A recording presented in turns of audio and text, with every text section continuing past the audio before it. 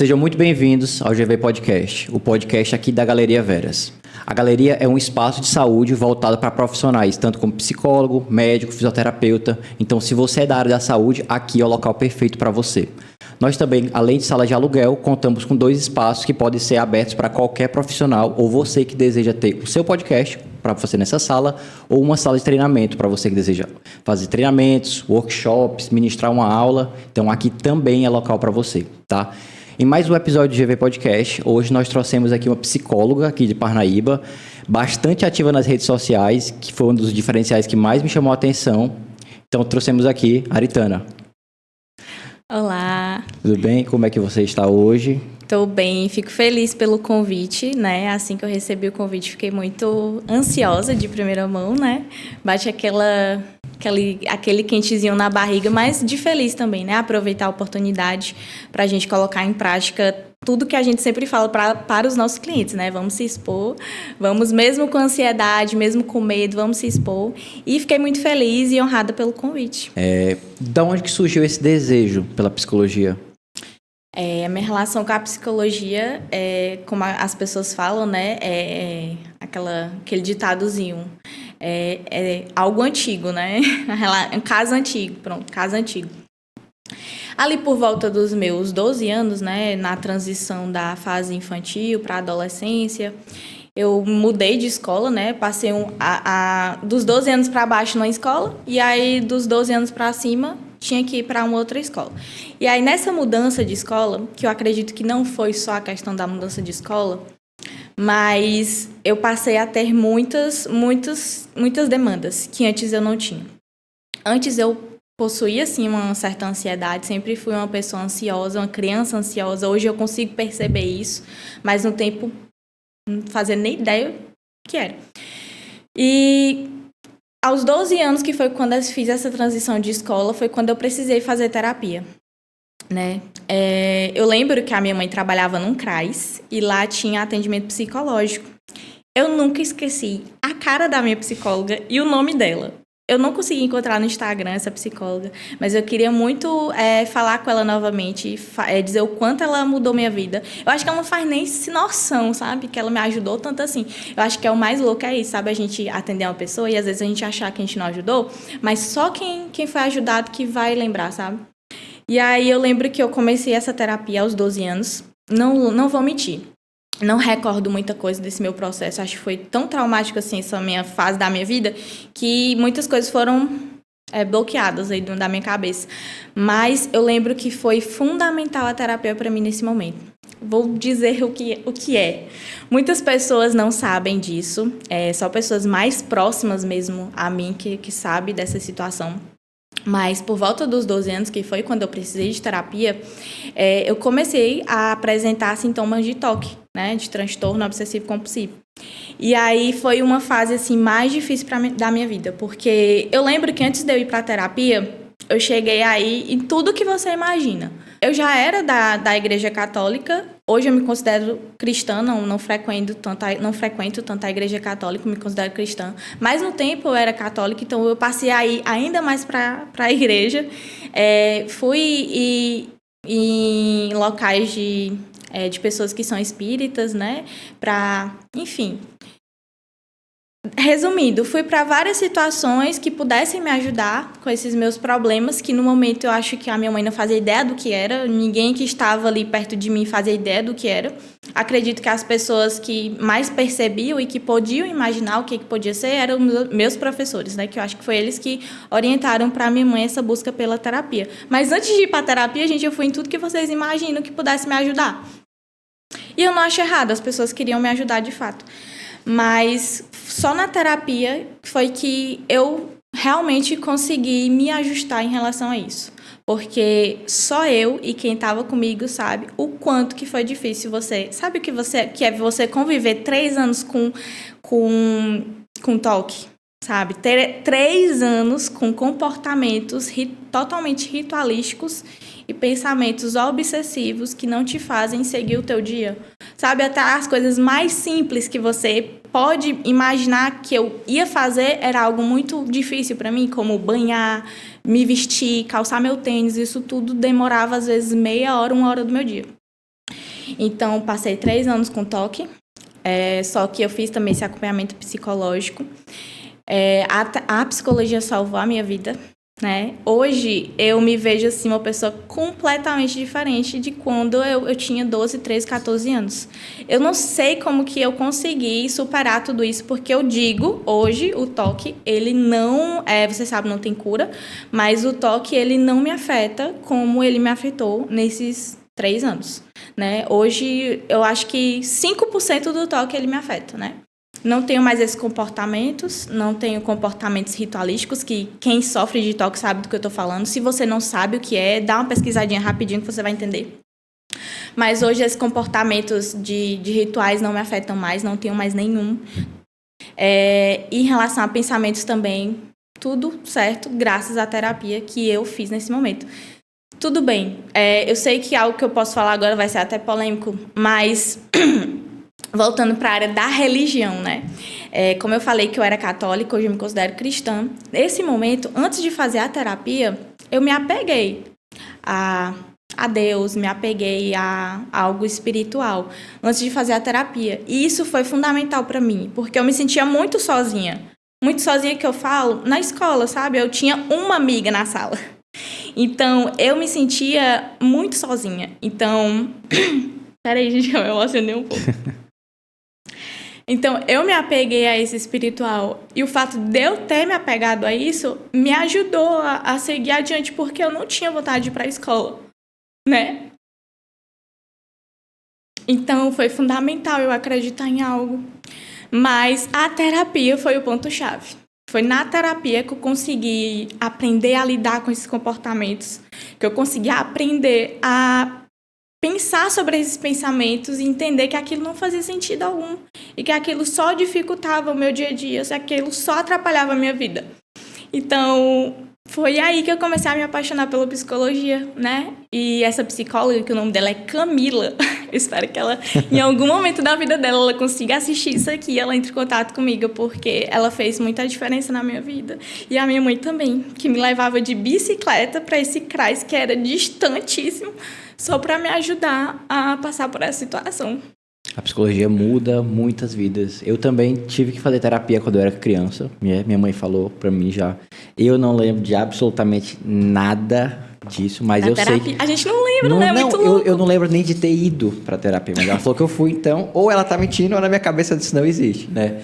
Mas a primeira vez que eu precisei fazer, de fato, terapia, eu acho que eu tinha uns 18 anos, 19. Mas foi um baque muito grande. E os primeiros meses de terapia realmente são difíceis. A gente se cansa de...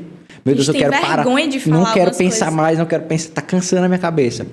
Mas hoje eu acho que eu fiz terapia já com 2 pessoas também, né? 2 ou foi 3.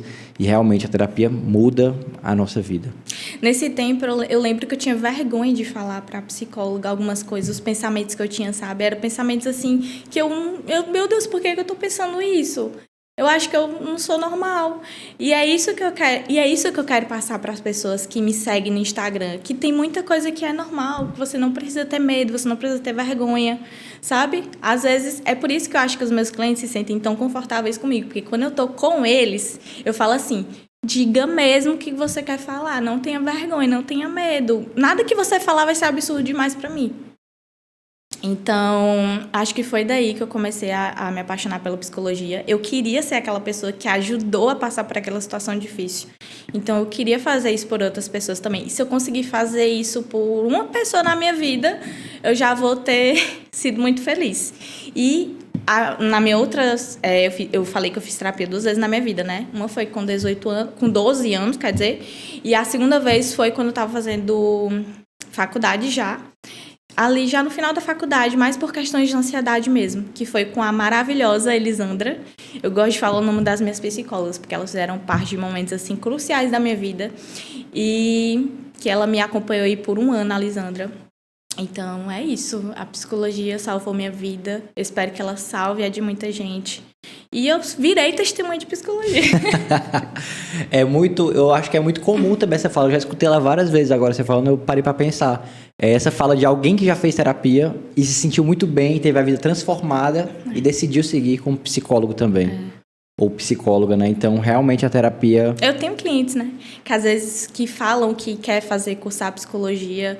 Tem alguns que já passaram para psicologia. Então, assim, é muito legal. Eu atendi isso. no estágio da escola uma menina que ela queria fazer psicologia e eu estava atendendo ela. Pronto, segredo dos psicólogos. A maioria dos psicólogos já teve alguma questão na vida, gente. Então, não pense que psicólogo é um Deus que não sofre, porque geralmente a pessoa que se identificou com a psicologia é porque em algum momento precisou dela. Sim. Esse é um estereótipo que é extremamente verdadeiro. De que você que faz psicologia, você em algum momento da sua vida quis entender muito você ou os outros, né? E não é que a gente entra na faculdade de psicologia para se autoconhecer, porque isso aí não. Ah, mas você tocou no ponto importante. Essa é os 3 principais mitos que acontecem na faculdade de psicologia. 1, entrei na faculdade para me autoconhecer, que são as frases que a gente mais escuta. 2, os professores falando, façam terapia.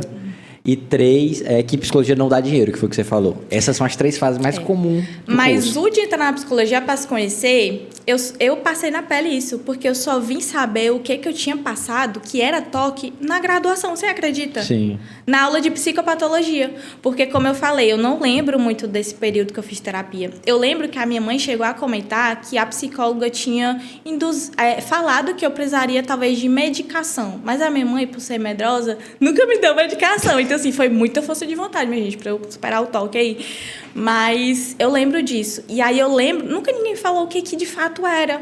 Então, na psicologia, na graduação de psicologia, na aula de psicopatologia com a Valesca, falando sobre isso, foi até tão estranho eu ouvir aquilo, porque era tudo que eu tinha passado.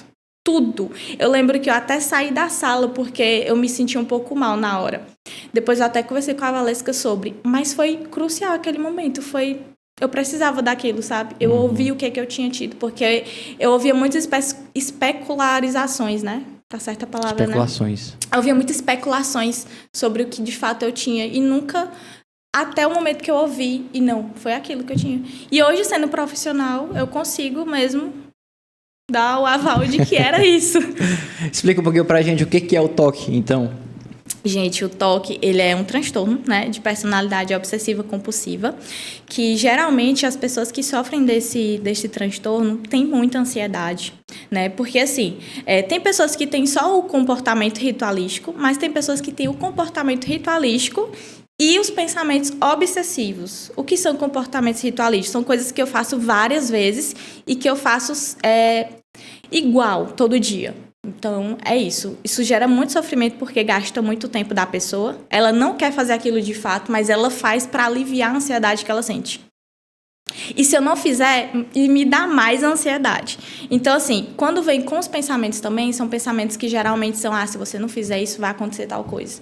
Você sabe que aquilo é impossível de acontecer, mas atualmente ela está tão disfuncional para aquilo que você não consegue, de fato, acreditar. É por isso que você só aprende a lidar melhor com o toque fazendo terapia. Sozinho, você não vai conseguir. De verdade, gente. Precisa ter muita força de vontade para você conseguir sair disso sozinho. Porque é algo muito complexo. Falando no toque, tem um filme que eu assisti que retrata isso muito bem. Eu acho que tá Toque? Isso, Toque. É muito engraçado. E coloca ali vários pacientes com toque na mesma sala, né? Cada um com um espectro, digamos assim, diferente do transtorno. Cada um com obsessões diferentes e... Nossa, eu não quero dar spoiler pra quem nunca assistiu, mas é muito engraçado. Mas é muito agoniante também, né? Sim. E assim, pra quem já passou, assistir aquilo gera até uma angústia maior.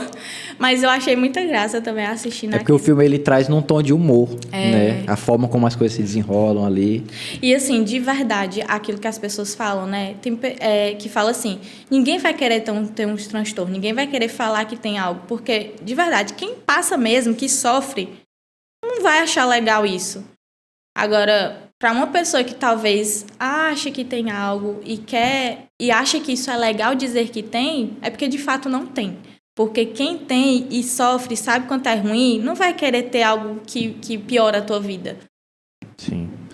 É muito comum hoje a gente ver pessoas tentando... Se enquadrar, né? Tentando justificar alguns comportamentos que elas têm por conta de algum transtorno. Mas a gente percebe na fala que essa justificativa não é para se autocompensar. É muito mais para dizer... para não assumir uma responsabilidade. Dizer, eu não faço tal coisa porque eu tenho tal transtorno.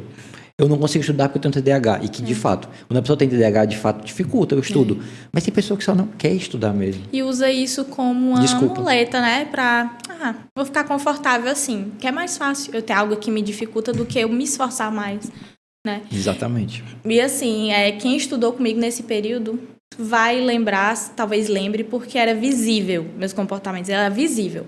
Pra você ver que era tão forte, tão intenso, que eu nem deixava de fazer na frente de ninguém.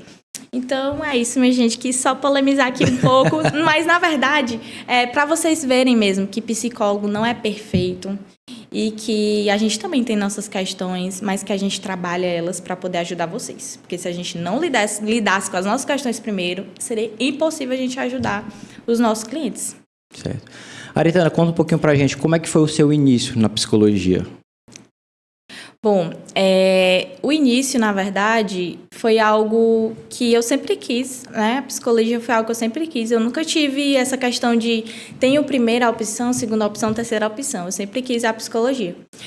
E aí, eu terminei o ensino médio com 18 anos, né? Fiz aí, eu acho que uns 3 anos ainda de Enem. Foi algo bem complexo, bem complicado para passar e tudo mais. Mas acabou que deu certo, aquela questão o medo de ser tarde, né? Mas acabou que não é tarde, hoje eu ainda sou muito nova, já tenho 3 anos de formada. Então, o importante era que eu estava fazendo o curso que eu sempre queria, que eu sempre quis.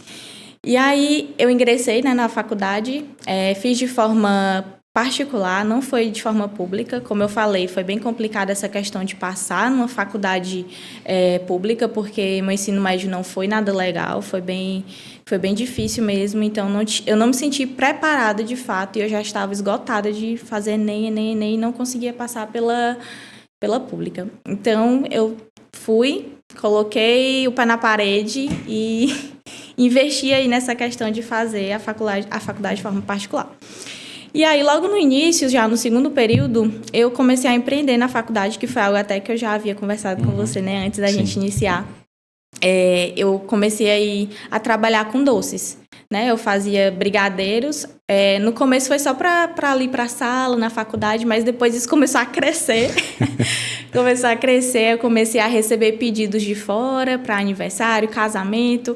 E aí teve um momento que eu me vi, né, naquela situação, poxa, comecei a empreender nisso para ajudar financeiramente na faculdade, mas chegou um momento que eu já estava assim, estou deixando de estudar para fazer brigadeiro. Então, aí eu entrei num impasse aí também muito grande, né? Mas nunca deixei de fazer. Mas sempre pensando assim, quando eu me formar, vou parar de fazer brigadeiro. Porque, embora fosse algo que eu me esforçasse muito para fazer e fizesse bem feito, mas era algo que eu não gostava de fazer. Né? Eu sempre tive isso muito claro, que não era algo que eu me sentia bem fazendo, era algo que muitas vezes me estressava, muitas vezes me fazia ficar ansiosa, não conseguia estudar. Mas que por muito tempo foi o que me ajudou muito também financeiramente e que eu sou grata por essa Aretana ter enfrentado isso, né? Ter passado por essa experiência que foi muito legal também. E, voltando para a graduação, né? Eu estava comentando aqui também antes de iniciar que desde o 4º período que eu iniciei os estágios extracurriculares, né? Então, assim, era muito ativa na faculdade, nos brigadeiros. Então, assim, eu só vivia para trabalhar, para estudar e essa era a minha rotina. E aí eu estagiava com crianças, né? Com crianças com TEA. Inclusive, era até um público que eu achava que eu iria trabalhar quando eu me formasse, mas quando eu me formei, as coisas mudaram e eu fui para outro público. Mas a faculdade, ela foi muito leve, né? Foi algo que, embora tenha passado ali um período também pela pandemia, que foi bem difícil, que foi quando eu retornei para a terapia novamente, né? Eu fiz terapia 2 vezes na minha vida. E essas 2 vezes foram em momentos bem pontuais. Então, foi bem conturbada a faculdade, embora tenha sido leve, mas foi conturbado por conta dessa questão da pandemia. Mas foram experiências incríveis. Como eu falei, era o curso que eu sempre quis. Então, mesmo eu passando pelas dificuldades, era o que eu queria fazer, então aquilo não pesava tanto. Durante a faculdade, pelo que você falou, você foi o tempo inteiro fazendo brigadeiro, né? Para poder estar complementando essa renda. E aí, logo após, quando você se formou, você já parou também? Então, já começou só a atender? Pronto. Quando eu terminei, quando eu me formei, né, resolvi aquelas questões burocráticas ali, né, da carteira e tudo mais. Mas assim que eu finalizei, eu parei com a questão dos brigadeiros, né, fiz só umas encomendas que já estavam previstas e já dei início aos atendimentos, né. É algo que eu acho assim, que quando você se forma, se você der esse espaço muito longo, você meio que se perde ali no caminho, né. Então eu achei importante já dar início. Mesmo com medo, com ansiedade, com aquelas inseguranças que surgem, mas comecei a dar início. E eu lembro que o meu primeiro atendimento foi virtual, né? E logo em seguida já dei início aos atendimentos presenciais também. E foi dessa forma estou aqui até hoje. Começar no virtual eu acho que é uma parte um pouco que facilita muito, né? Pós-pandemia, porque antes da pandemia o virtual eu acho que ele nem existia. Verdade. Para ser bem sincero. E aí, ele abrangeu muito e trouxe, eu acho, uma perspectiva muito mais fácil para quem está entrando no mercado de trabalho. Porque você não precisa alugar uma clínica, é mais fácil você manejar os pacientes ali. Como que foi nesse início essa experiência de estar atendendo online para você? Eu não sei se é porque, como eu falei antes, né, a psicologia sempre foi um curso que eu quis, então eu fico até sem jeito de dizer, mas eu não senti dificuldade. Foi algo que, para mim, foi bem confortável, sabe? Eu estar ali no meu local, em casa, né? Eu atendia no meu quarto, ainda atendo no quarto, não no mesmo, mas ainda atendo no meu quarto, no meu momento, no meu local especial que eu coloquei para atendimento, né? Então, eu sempre me senti muito confortável, me senti muito bem, então não tive muitas dificuldades em relação ao atendimento virtual. É uma coisa que, quando iniciou essa febre do atendimento virtual, foi muito batido em cima. Eu escutei muita gente falando de... mas o atendimento virtual não é a mesma coisa do presencial, você perde muita coisa. Eu acho que a desculpa que eu mais escutava, você não vai ver o pé do paciente mexendo. E, de fato, eu acho que a gente perde algumas coisas no virtual, mas a gente também ganha outras muito importantes. Uma que eu vi foi de um psicólogo falando que ele, de fato, ele perdia essas coisas, mas um dia quando ele estava atendendo o paciente dele, que eu acho que era uma criança, tipo uns 12, 15 anos no máximo, ele viu que o menino tinha dificuldades para estudar, era a demanda principal. E no ambiente, na hora da terapia, tava muito barulho. Então, tipo assim, você atendendo online, você tem acesso a coisas pontuais que você, às vezes, não teria. Eu acredito que tudo na vida tem seus pontos positivos e negativos, né? Então, até no presencial mesmo. Às vezes a pessoa acha que é melhor o presencial, mas às vezes a pessoa fica muito mais nervosa no presencial, você vendo ali ela toda completo, né? Então, assim... Tem pessoas que se sentem mais confortáveis em casa, no seu espaço, seja no trabalho, até no carro também. Contanto que a internet seja boa, é o que eu digo. Sua internet sendo boa, não tem fronteiras para isso aqui. Né? Então, como tudo na vida, tem seus pontos positivos e negativos. Sim. E terapia online, eu acho que realmente abre muitas portas. Eu mesmo já fiz terapia dentro do carro, já fui atendido dentro do carro.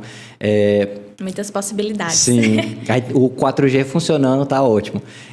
Qual que é a demanda que você mais atende hoje na clínica?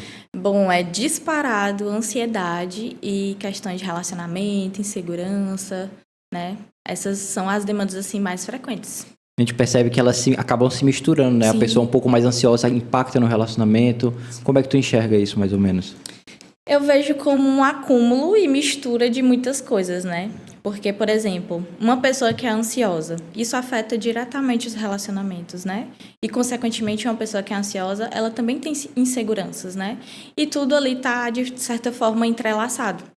Então, às vezes a pessoa vai para a terapia com o intuito de ajustar e trabalhar uma certa demanda, mas essa demanda está grudada em várias outras demandas. Então, às vezes a pessoa até se espanta, né? Nossa, eu vim aqui para isso e eu já estou saindo com 10 demandas. É porque são várias coisas que acabam se misturando, né? E a gente está sempre em constante mudança, né? Evolução. Então, é complicado você ter só uma demanda, você ter só uma questãozinha ali a trabalhar. Então, tá tudo muito misturado. Tá tudo muito misturado e tudo impacta muito nas outras coisas, né? E como é que tem sido para você? Você está com quantos anos de formada hoje? 3 anos. 3 anos. E de que eu estou na área trabalhando, atendendo. Sim, desde o início. E o início dos atendimentos clínicos, porque a gente sabe quando a gente se forma, é uma das partes mais difíceis. A gente não sabe como é que capta paciente, a gente não sabe se vai conseguir captar paciente. Verdade. Esse início para você, como é que foi? Bom, Foi difícil, mas assim, como muitas pessoas que me acompanham nas redes sociais sabem, eu tenho meu namorado, que ele também é psicólogo. Então, assim, eu ter ele já meio caminho andado, aí já não sei quantos anos de profissão e de experiência, me ajudou muito nesse início. Ele me dava muitos toques de como eu podia me divulgar e conseguir clientes, a forma até de falar, que muda muito também, né? A forma de falar ali com o cliente quando ele entra em contato com você. Então, assim, ele me ajudou muito nisso, sabe? O que ele não me ajudou na faculdade, com os trabalhos, porque muitas pessoas falavam, nossa, teu namorado deve te ajudar a fazer esse trabalho, né? Não, fazer sozinha. Mas o que ele não me ajudou nisso, ele me ajudou no pós, assim, né? Em como eu poderia conduzir essa questão. Então, assim, foi difícil. Teve muitos meses também que eu precisei trabalhar, aliás, pagar para trabalhar, né? No presencial e tudo mais. Não é nada fácil. Não vou dizer que é fácil, mas eu persisti, né? E persistir, você não desistir, você saber que aquilo vai ser necessário e que em algum momento vai dar retorno, é o que importa. Sim. O início é como um buraco, né? Que a gente olha, a gente não sabe... Pra onde vai? A gente sabe que tem que começar, sabe que em algum momento a gente vai conseguir pacientes, mas a gente não sabe que momento vai ser esse. Mas olha, Lucas, por muitas vezes, até hoje, né? Às vezes gera frustração, né? Por exemplo, nós psicólogos, a gente sabe que tem os momentos que são mais de baixa, né? Por exemplo, agora, final de dezembro para início de janeiro, é um momento de baixa. Período ali de férias, é um momento de baixa. Então, assim, eu que já tô com 3 anos, que já passei por isso há 3 anos, eu já não fico tão chocada. Mas para quem está iniciando, pode ser bem frustrante, sabe? Essa experiência com esses períodos de baixa. E aí você vai ter que fazer todo um ajustamento. Você precisa se organizar financeiramente para não passar por essas dificuldades de uma forma assim tão dura, né? Afinal, a gente como psicólogo também é um profissional liberal, digamos assim. A gente não é contratado por ninguém. Totalmente autônomo. Totalmente autônomo. E aí é uma dificuldade também. Porque a gente entra na faculdade aprendendo a como atender, as teorias, tudo isso. Mas na faculdade a gente não aprende como capta paciente. Não, e outra coisa... Logo bem no início, assim, ali no primeiro, segundo período, a gente chega a ouvir, não sei se você chegou a ouvir, mas a gente chega a ouvir, até pelos profissionais mesmo, falando que, se você tá aqui com o intuito de ser muito rico... Não, isso é pesado de ouvir, sim, sabe? Se eu não tivesse convicção de que era aquela profissão que eu queria, eu já teria desistido logo ali. Então, assim, eu acho que às vezes algumas pessoas podem ter a mente um pouco fechada em relação à psicologia ainda, né? Embora ela esteja crescendo tanto. Mas tem muitas pessoas que ainda têm essa visão, inclusive com atendimento virtual. Antes da pandemia, tinha até professores que falavam que não tem cabimento isso, atendimento online, mas a pandemia veio e mostrou que era o contrário. Que era necessário. Necessário, porque se a gente fosse viver só de presencial, não tinha como. Lhe afirmo. Naquele momento, eu acho que no momento da pandemia foi o momento que eu senti também uma necessidade muito grande. Foi a primeira vez que eu fiz terapia, foi tipo assim, um pouquinho depois da pandemia. Eu também. A ansiedade veio com tudo, sim, assim, ó. A gente clausurado dentro de casa, não podia fazer, e até que dentro da pandemia eu saí um pouco, mas parece que o mundo todo parou. A gente não sabia o que ia acontecer. Hoje, para você, atendendo na clínica presencial, né, e no online, você sente alguma diferença entre essas duas ou é a mesma coisa? Bom, vai depender muito do cliente, mas, por exemplo, tem clientes que eu sinto que eu consigo ter mais uma, como é que eu posso dizer, me conectar mais no presencial do que no virtual. Mas já tem outros que eu não sinto tanto essa dificuldade, que o virtual é como se eu estivesse falando com você aqui. Então, acredito que vai depender muito da relação que eu consigo construir com aquele cliente, né? Tirando essa dificuldade, tirando essa e a questão da internet, eu não sinto tanta essa dificuldade, sabe? Eu acredito que eu gosto dos dois, eu não consigo viver sem nenhum. Eu gosto muito de ter meus dias ali que eu me arrumo completo, né? E vou atender, tomo meu cafezinho ali junto com o meu cliente. Então, as duas experiências é muito importante para mim. Eu não acho que, por hora, não conseguiria viver sem nenhum nem outro. Sim. Tá vendo, pessoal? Psicólogo na rede social e no atendimento online se veste todo. Não é só a blusa bonitinha, não, tá? Existe esse estereótipo aí. Nossa, teve uma vez que eu tava atendendo virtual e aí o celular já tava descarregando, né? Eu tive que tirar que eu uso aquele fone que conecta no celular. Eu tirei pra botar o carregador. Eu sem querer me levantei assim, opa, sem querer a pessoa me viu ali minha roupinha de dormir, mas tudo bem. Mas tudo bem. Eu acho que você falou uma coisa que foi um dos motivos que eu te chamei aqui, né? Eu acho que a tua aparição, digamos assim, nas redes sociais, né? A forma como você se mostra me chama muita atenção, porque você foge muito daquele estereótipo do psicólogo engomadinho.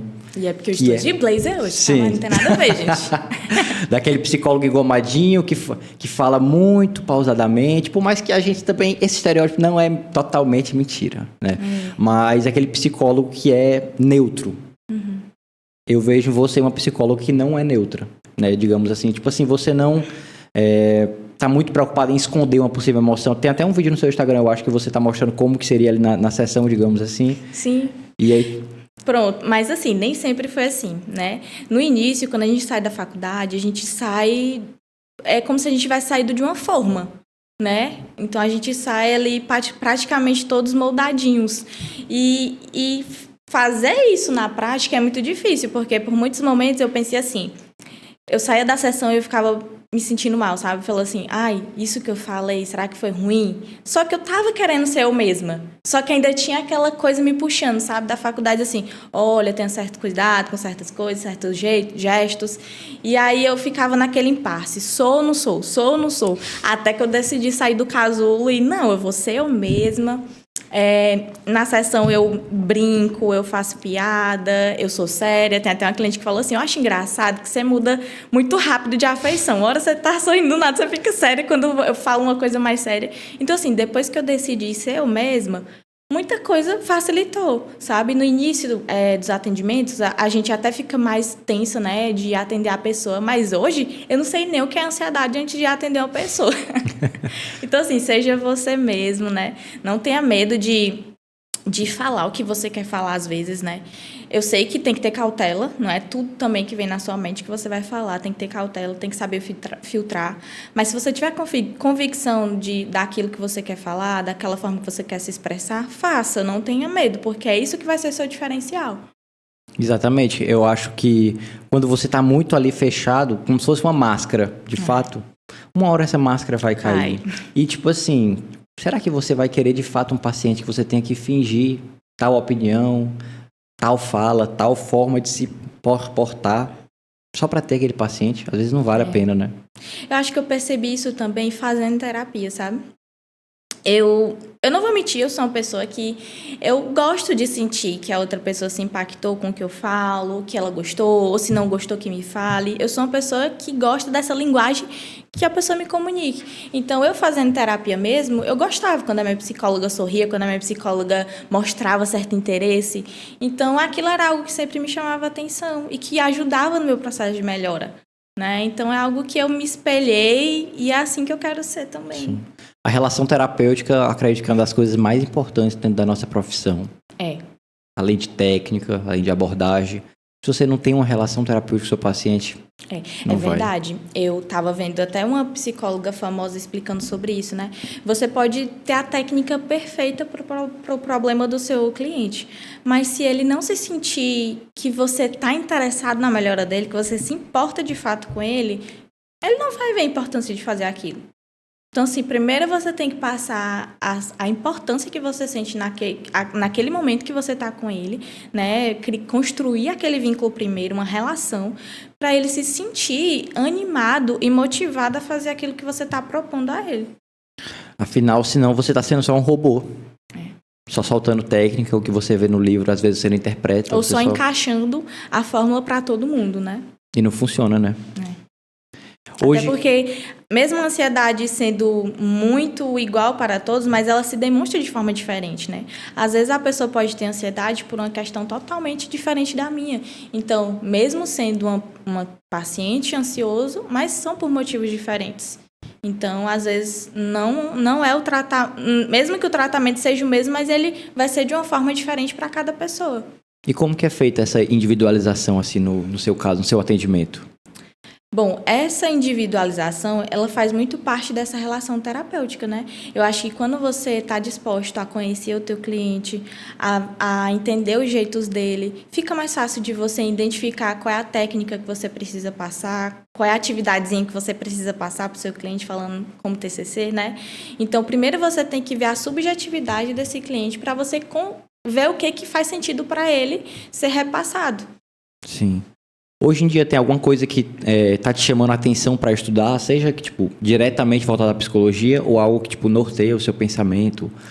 Bom, eu tô bem vidrada, assim, nessa vibe não, né? Dessa coisa da psicologia baseada em evidências, né? Então, eu tô muito focada em estudar neurociências, e esse ramo da psicologia baseada em evidências mesmo. Traz um entendimento muito bom. Eu vi que você é da tropa do RD, né? Que você Sim. tem um balãozinho lá no seu perfil. Desde o início já, acho que no primeiro ano que eu me formei, aliás, antes mesmo de me formar, eu já participava do RD, já tinha um RD assinado. Eu também. Realmente, a neurociência, ela traz não digo uma especificidade, mas ela te explica certas coisas que às vezes é interessante você não vai dizer para o seu paciente, você é desse jeito por conta disso, disso e disso. Mas esse entendimento, ele traz uma diferença. Você percebe isso na vida? Mas que você não explique para ele como é, mas você sabe como que aquilo se formou. Sim. Você percebe que isso faz muita diferença? Faz. E, na verdade, faz tanta diferença que quanto mais eu estudo, mais eu penso que eu tenho que estudar mais e que eu não sei de nada. Sim. Porque são coisas... É muito assunto, né? Acho que é humanamente impossível a gente saber de tudo. A gente dá conta de tudo. Então, por isso que a gente tem que estar a todo momento estudando. Todo momento estudando, não para nunca. Sim. De fato, isso de continuar estudando sempre é até uma coisa que a gente vê, infelizmente, alguns profissionais parando. Quando eles entram na clínica, eles só vão atender. E enche a agenda e às vezes não consegue dar conta, né? Como é que você faz essa distribuição, digamos assim, do limite até onde você está disposto a atender? No sentido de demanda, assim, o que eu Não, atenderia? No sentido mais da quantidade de pacientes que você coloca na sua agenda. Perfeito. Bom, no início, eu estava disposta a atender o máximo que fosse possível. Sabe, né? Início, a gente fica disposta a tudo. Mas depois, vai batendo a sobrecarga, né? Embora a gente faça o que a gente gosta, que a gente ama, mas chega uma hora que vai cansando também, né? A gente se esgota. E aí eu comecei por exemplo, rotina. Vamos falar de rotina. A nossa rotina, ela tem que fazer sentido para você, né? Para mim, cada rotina se adequa ao seu modo de viver. Então, assim, eu escolhi deixar a parte da manhã da minha rotina livre para eu poder resolver algum problema que eu tiver que resolver no centro, na rua, fazer atividade física, dormir até um pouquinho mais tarde ali, né? Então, assim, a minha manhã é bem tranquila. Eu faço tudo com muita calma, bem espaçadamente mesmo, para ficar bem durante o resto do dia. E eu determinei minha tarde e noite para encher os atendimentos. Eu tô pensando de não atender até às 10, porque geralmente eu atendo até às 10, já tô achando pesado. Mas, para mim, fica tranquilo uns 6 clientes por dia, né? Eu percebi que, passando disso, já é o meu limite, assim, até 6. Então, assim, eu acho que isso vai ser algo na prática mesmo, sabe? Que a gente vai conseguindo identificar até onde é o meu limite, até onde eu consigo ir. E cada vez a gente vai fazendo ajustes. Ano passado eu atendi até às 10, esse ano eu já estou querendo atender só até às 9. Então, assim, são ajustes que a gente vai fazendo com a prática, né? Não tem como, não é uma regra para cada pessoa. Tem gente que consegue atender 8 pessoas. Então, assim, cada um com o seu organismo vai ter esse limite. Qual que foi o momento, assim, mais difícil dentro da profissão, se você, tipo assim, parar para lembrar agora? Teve algum que te marcou bastante? Mais difícil...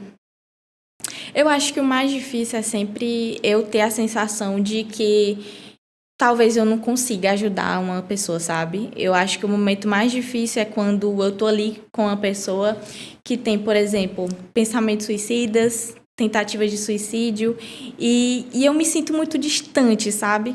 Porque você sabe que processo terapêutico é passos de formiguinha, né? Então tem certas coisas que a gente quer ajudar logo ali de primeira, mas que não é bem assim. Então, essa angústia por essa melhora, às vezes, não digo melhora, mas eu digo que não aconteça o pior, sabe, com o cliente, é o que mais, às vezes, preocupa, é o que mais angustia. Mas eu não deixo isso tomar conta, né? Porque se a gente deixar, a gente acaba misturando as coisas e, de fato, atrapalha o ajudar. Mas eu acho que a questão mais difícil mesmo é essa. É eu ter paciência para o processo de cada pessoa e ter calma e a certeza de que nada de pior vai acontecer, porque eu estou fazendo o meu máximo ali para ajudar aquela pessoa. Isso acontece dos dois lados, né? Essa pressa, digamos assim, que a gente sente pelo resultado, pela melhora. Meus clientes, mas não se sintam cobrados, pelo amor de Deus. Sejam verdadeiros, não fiquem apressados para cumprir as coisas, não. Dentro da faculdade, assim, você falou que começou o estágio no 4º período. Teve algum estágio, assim, que te chamou mais atenção? Algum estágio favorito, digamos? Com certeza foi o estágio que eu fiz com a psicóloga Gilciane, não sei se você conhece. Mas era um estágio que a gente era supervisionado por ela, né? E a gente acompanhava crianças com TEA. E aí a gente trabalhava com uma... como é que eu posso dizer? A abordagem da análise do comportamento. Me fugiu aqui rapidinho. Então, assim, esse estágio me trouxe muita experiência, até mesmo para o que eu queria ou não seguir, sabe? Em relação à clínica. Então, assim, eu fiz um estágio antes desse, mas o antes desse que eu fiz, eu não tinha tanta supervisão de uma pessoa. Foi algo que fui jogada lá, se vira. Então, não tive muita experiência em relação a isso, mas conheci clientinhos muito especiais, pessoas que me marcaram. Mas esse segundo estágio foi o que me trouxe mais experiência mesmo, que foi esse que eu acompanhava crianças com TEA e que a gente trabalhava com essa abordagem da análise do comportamento, que era supervisionado por essa psicóloga. Sim. Você lembra dos seus estágios na faculdade? Tipo assim, quais foram, digamos assim? Em que áreas? O da faculdade em si ou extracurricular? Não, todos que você fez durante a faculdade. Área em que sentido? Não entendi exatamente. Por exemplo, tem a psicologia hospitalar, você estava com criança de TEA. Sempre era na área da psicologia clínica. Sempre na área de atendimento e acompanhamento mesmo, né? Eu fiz acompanhamento em casa, domiciliar, e quando eu atendia crianças, né? E na clínica mesmo quando eu atendi nos estágios da faculdade. Nunca eu fiz nenhuma experiência, assim, hospitalar. Eu gostaria, mas nunca passei por uma experiência como essa. Organizacional também, né? Que eu acho bem legal. Sim. Foi difícil esse início na prática da faculdade ali, na clínica da faculdade? Foi difícil. Eu lembro que nos primeiros estágios, assim, da faculdade, né? Peguei logo umas demandas, assim, difíceis. Demandas, inclusive, de tentativa de suicídio também. E aí, me persegue essa demanda. E aí, eu lembro que eu tava no... Sabe, você já iniciou os estágios da faculdade? Sabe aqueles momentos que a gente tem com a professora, né? De supervisão. E aí, eu lembro que na minha primeira supervisão, eu chorei. Aí, a minha professora falou assim, inclusive era a Valesca, beijo Valesca, me acompanhei por um grande tempo da minha vida. Ela me deu bons ensinamentos, né? Ela me pegou sério assim e falou, Aritana, você tá sendo empática demais. Isso não soou negativo. Isso soou que a minha empatia ela estava excedendo o ponto, né? E como que eu tô ali para tentar ajudar uma pessoa e eu me deixo abalar junto com ela? Foi nesse momento que eu chorei, que eu ouvi isso. E aí, depois disso, não sei, parece que ela virou uma chavezinha assim dentro de mim que eu consegui separar, sabe? O que é a quantidade de empatia certa para conseguir não me deixar envolver. Então, foi bem difícil esse início, com essas demandas logo bem de cara, mas foi uma experiência muito, muito tranquila. A gente sempre teve os apoios dos professores para o que a gente quisesse, qualquer dúvida para tirar, né? Eles estavam sempre ali acompanhando e supervisionando, então, tranquilo. Você estava sendo atravessada, né? Que é o que a gente chama. É impossível não ser atravessada. Sim, mas... Hoje, com todos esses anos de experiência, se tiver alguma pessoa da psicologia que está se formando agora, qual é a dica que você pode dar para... Não é nem evitar, porque isso em algum momento vai acontecer, mas para saber separar um pouco dessa forma? Eu acho que você vai precisar ser um pouquinho atravessado no início, né? Até para que você consiga desenvolver também um pouco essa empatia, porque empatia não é algo que se aprende. É algo que eu acho que você precisa nascer também, sabe? Com essa forma de ver o mundo, as pessoas. Mas que eu acho que é importante você passar por esse atravessamento. Acho que você tentar evitar não vai ser legal. Porque vai te deixar muito ríspido, sabe? Então, você sentir um pouco na pele é bom. Mas contanto que você entenda que o problema do outro não é o seu problema. Você tem sua vida, você tem suas demandas, que embora seja semelhante às demandas do seu cliente, mas são outras questões. E trabalhe elas. Porque se você não trabalhar, vai dar trabalho, vai ser ruim, vai ser prejuízo para você na terapia, nos seus atendimentos. Sim. Hoje, com essa tua prática de 3 anos de formada, o que você percebe que é uma das maiores dificuldades enquanto psicóloga? Maiores dificuldades enquanto psicóloga? Eu acredito que essa questão do autônomo também, sabe? A gente ter todo esse controle financeiro para conseguir, conseguir dar conta do que tem que dar conta na vida, sabe? E em relação a ser psicóloga, eu acredito que Você fala em que sentido? Ficou um pouco vaga a pergunta. Tá, desculpa. No sentido de o que é mais difícil para você enquanto ser psicólogo? Seja lidar com a demanda dos pacientes, seja essa organização financeira que você falou, ou algum outro quesito de como isso impacta na sua vida pessoal? Porque tem algumas pessoas que eu já observei que entendem que, eu sou psicólogo nesse momento, então eu tenho que ter essa persona, que é aquilo que a gente estava falando, né? E em outro momento eu sou eu enquanto pessoa pessoal mesmo. E aí, você consegue dividir isso muito bem? Pronto. Antes, isso era um pouco difícil, eu fazer essa diferenciação, sabe? Do momento onde eu entro ali para atender e depois que eu saio, minha vida volta ao normal. Mas, como eu falei, nada que a prática te ajude a passar por essas situações, né? E eu acredito que, assim, a terapia ela é muito importante nesses momentos para a gente. Né, para a gente conseguir lidar com as nossas questões, porque às vezes é angustiante a gente tá atendendo uma demanda que a gente consegue ajudar o nosso cliente, mas quando aquela demanda é com a gente sente uma dificuldade, então entra ali numa crise existencial. O que está acontecendo? Eu acabei de conseguir ajudar uma pessoa, falei coisas que fez sentido, a gente conversou sobre isso, a pessoa fez o que tinha que fazer ali de acordo com o que a gente conversou, melhorou, e quando eu tento colocar isso em prática na minha vida, eu não consigo. O que acontece? E aí que é o momento que a gente precisa, às vezes, buscar essa ajuda de um outro profissional. Então, eu tenho isso muito claro em mente, sabe? Quando eu me ver nessas situações novamente, eu não vou me esquivar de recorrer a esse auxílio. Mas, até então, é bem tranquilo para mim. Eu não tenho tido esses problemas recentemente, como eu lhe falei no início. Tudo isso aconteceu para mim. Mas foi um momento ali onde eu fiz terapia, consegui separar as situações, e hoje eu lido muito bem com isso. As pessoas já acham que psicólogo não precisa de um outro psicólogo. Mas precisa. E como precisa? Porque chega um momento que... Eu acho que eu sou muito também sortuda, né? De ter um namorado que é psicólogo também, porque às vezes eu encho um pouco o ouvido dele com as minhas questões. E aí aquilo já me ajuda um pouco também. A gente meio que... Não é que a gente fala sobre... situações de clientes, mas a gente fala de angústias nossas mesmo, né? Enquanto profissional. E aí um vai ajudando o outro em relação a algumas coisas. A supervisão em muitos momentos é importante também. Para poder seja ajudar com um amigo que também é profissional, ou com um profissional que disponibiliza esse trabalho, né? Sim. Porque às vezes a gente não consegue, a gente está ali no atendimento debruçado, enxergando o paciente, mas... Parece que quando entra um supervisor, é a mesma coisa que quando a gente está entrando no paciente. A gente consegue ver aquela situação totalmente de fora. Um de fora sempre consegue ver melhor do que o que está dentro, né? Sim.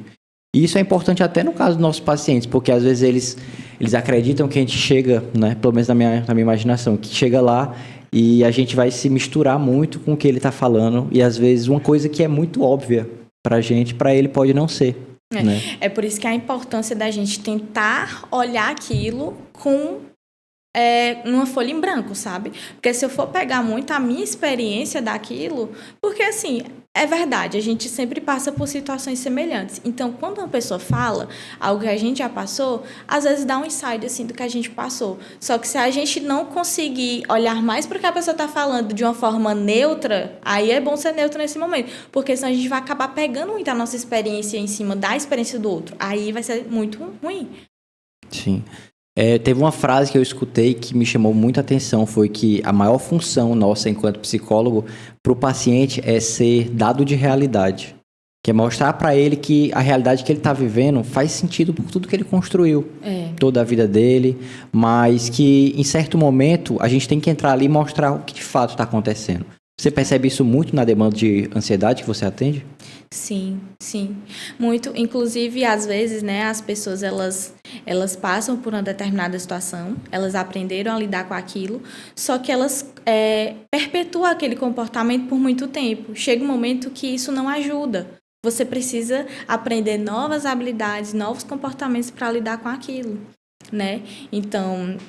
Então, às vezes, é muito difícil você mesmo ser dado de verdade. Por essa ansiedade, às vezes, você sabe, né? Quando a gente está num momento ansioso, fica difícil até colocar em prática uma respiração diafragmática, né? Então, por essa agitação mesmo orgânica que a pessoa sente, às vezes se torna difícil ela ter uma certa visão realista para as situações, né?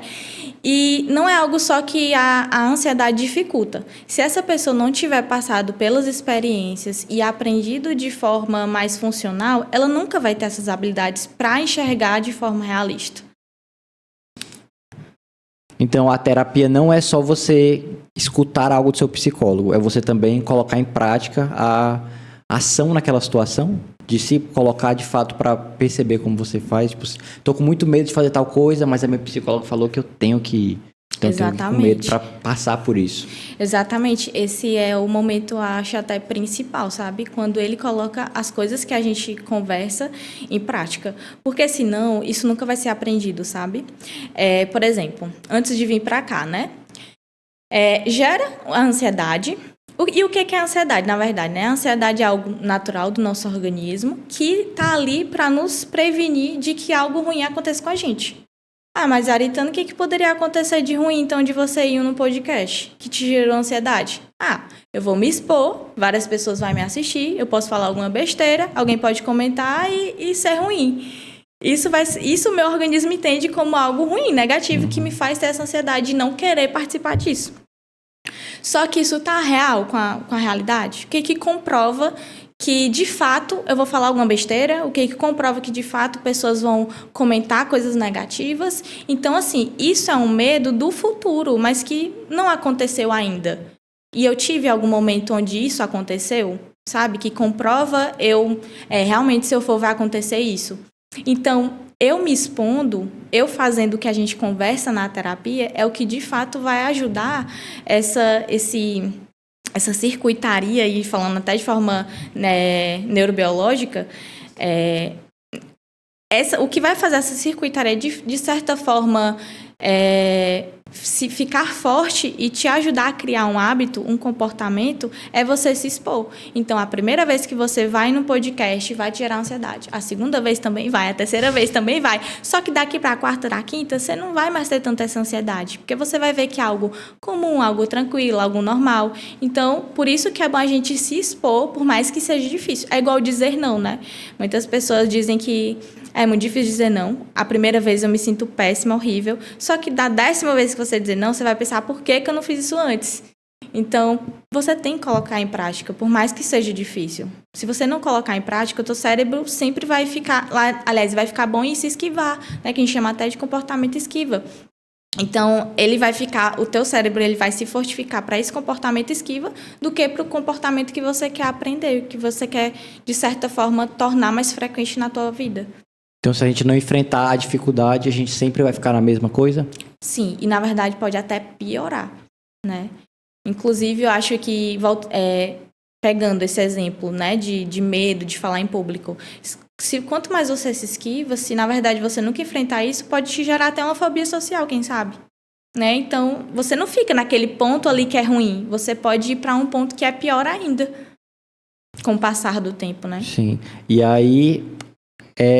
Você percebe que isso é uma dificuldade muito recorrente na clínica das pessoas, de você perceber que a pessoa deveria enfrentar um pouco aquela situação, mas ela se mantém travada. Resistente, né? Isso. Sim, isso é bem frequente, Lucas. Na verdade, eu não duvido que tenha clientes que possam até falar pra gente que não, Aritana, eu fiz aquilo que a gente conversou, deu certo, e que não fez.